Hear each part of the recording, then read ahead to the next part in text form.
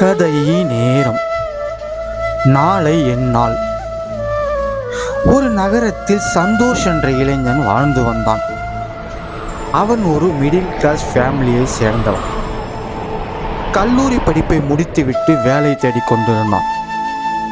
ஆனால் எங்கே இன்டர்வியூ சென்றாலும் ஒரே பதில் தாங்க, நாங்கள் நாளைக்கு கால் பண்ணி சொல்லுவோம் என்று.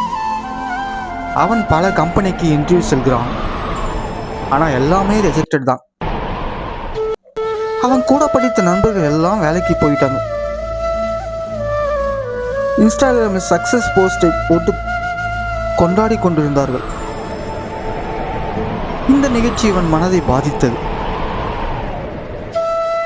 ஒரு நாள் வீட்டின் கண்ணாடி முன் நின்று தன் முகத்தை பார்த்து, நான் எதற்கும் உதவாதவனா என்று அவனே கேள்வி கோட்டு கொண்டான். அன்றிலிருந்து அவன் யாரிடமும் பேசவில்லை.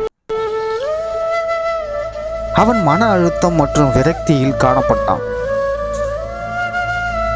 அதை பார்த்து கொண்டிருந்த அவனுடைய அம்மா அவனிடம் வந்து ஒரு வார்த்தை கூறினார்கள்.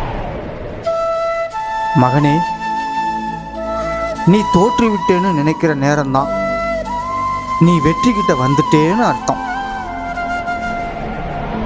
அம்மாவின் அந்த ஒரு வார்த்தை அவன் மனதில் ஒரு தீயை பற்ற வைத்து விட்டது. திரும்பவும் அவன் மன வைராக்கியத்துடன் முயற்சி செய்தான். அனைத்தையும் அவன் பக்கா பிளானோடு செய்ய ஆரம்பித்தான். அவன் மேல் அவனுக்கு நம்பிக்கை வர ஆரம்பித்து விட்டது. அப்போது ஒரு பெரிய கம்பெனிக்கு இன்டர்வியூக்கு சென்றான் நம்பிக்கையோடு.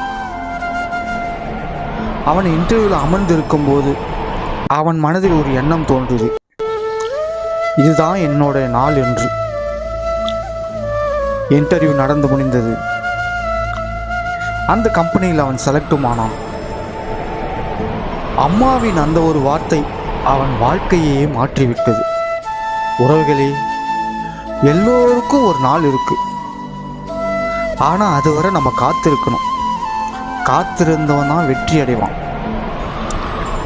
கிவ் அப் பண்ணும் முன் நினைச்சிக்கோ, உன்னுடைய சக்சஸ் இன்னும் ஒரு ஸ்டெப்பு தான் என்று. இந்த கதை பிடிச்சிருந்தா லைக் பண்ணுங்க, ஷேர் பண்ணுங்க, சப்ஸ்கிரைப் பண்ணுங்க. நன்றி, வணக்கம்.